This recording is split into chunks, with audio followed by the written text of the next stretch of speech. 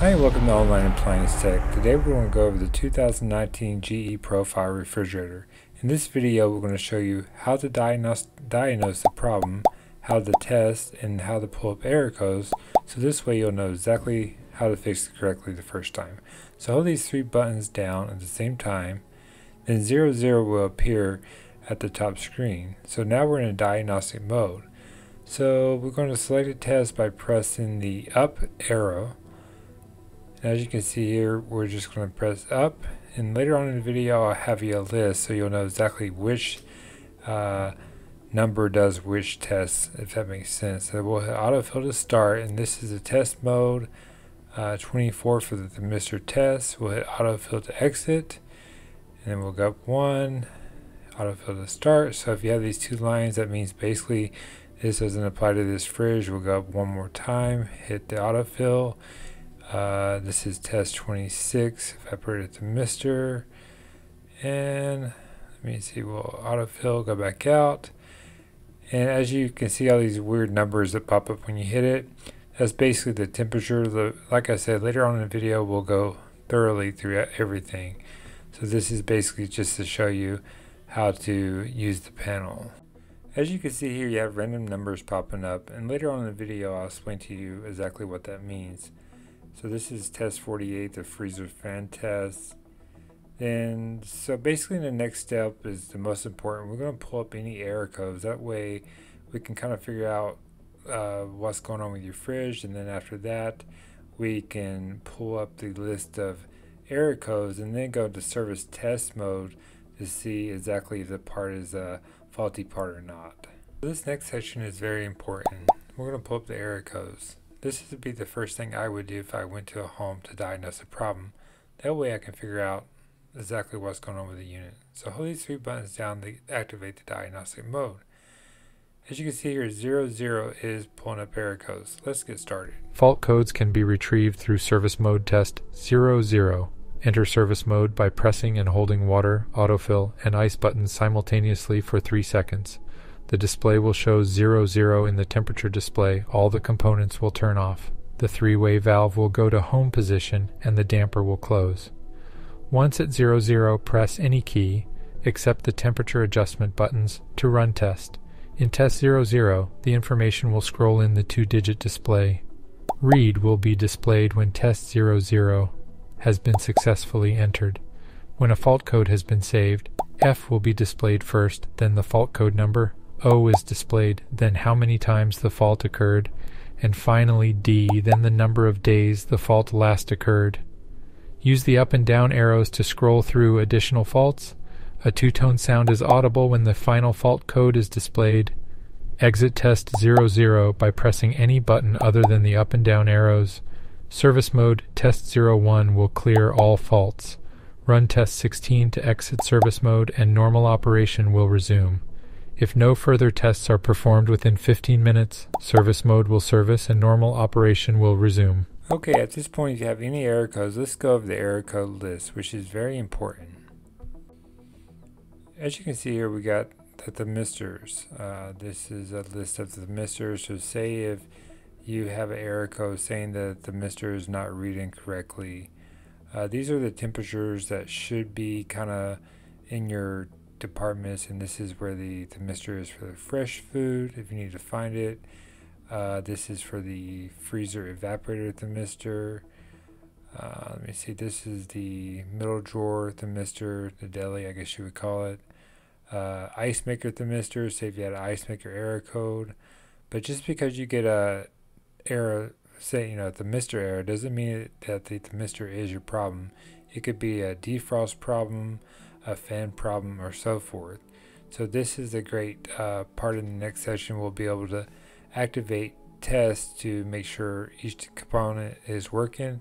And if you did get say a evaporator fan motor error and a thermistor error, well, that kind of goes together, because if there's no airflow, that means the temperature would be way off, vice versa with a defrost.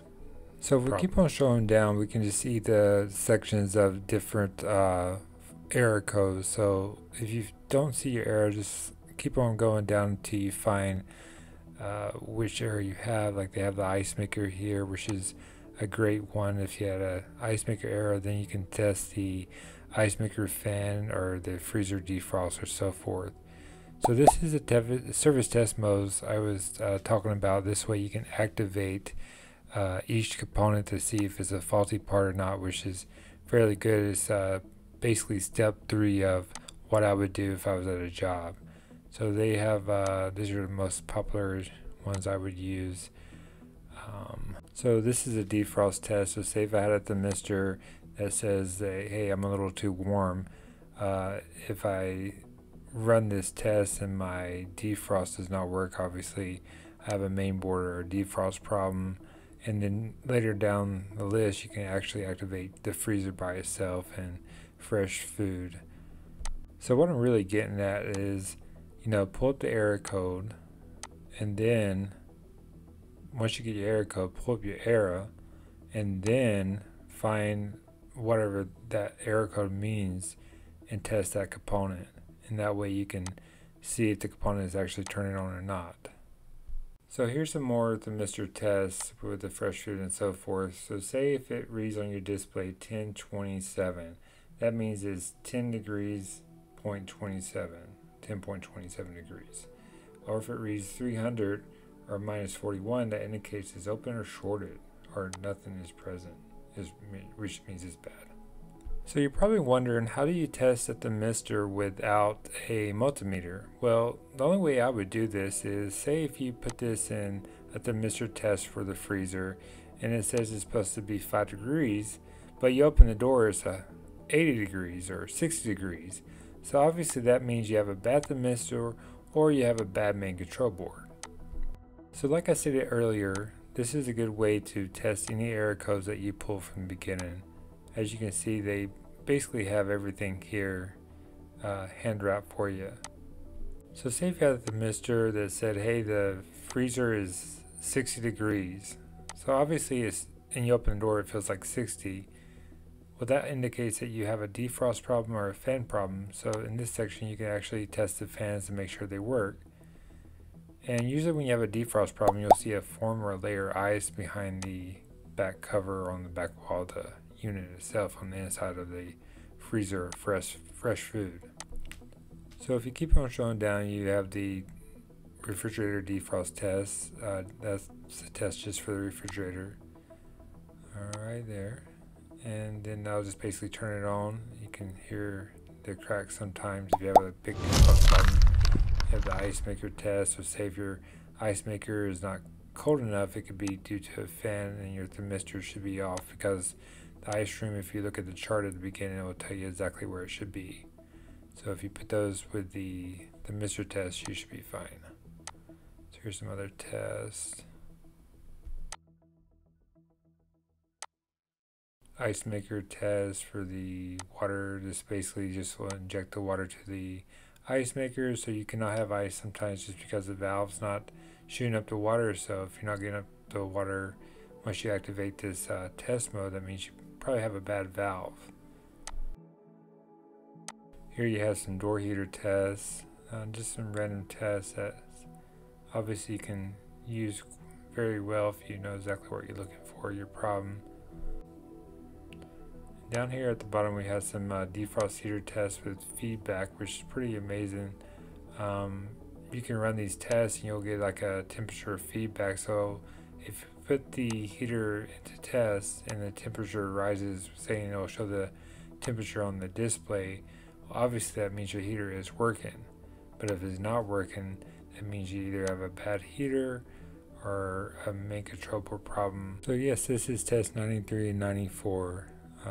This is probably, like I said, this would be the one I would recommend if you wanted to see if the defrost was working. So say if it was working, well, this means you may have a thermistor problem, which is not telling the main control board to turn on the thermistor, and also check all types of door seals and so forth, because they can freeze up the evaporator too if the doors are not sealed correctly. Okay, and test mode 96 is also a good test. Once you activate this freezer test, the temperature on the display should rise. So if it doesn't rise, make sure your fans are working. If not, make sure the compressor is working. If the compressor is working And if you have no discharge heat, if you're a technician, you know what I mean, more than likely you have a freon leak. Well, I hope this video was helpful, and please like and subscribe for more future tips and videos. If you have any questions, just leave in the comments below. Thank you for watching and have a good day.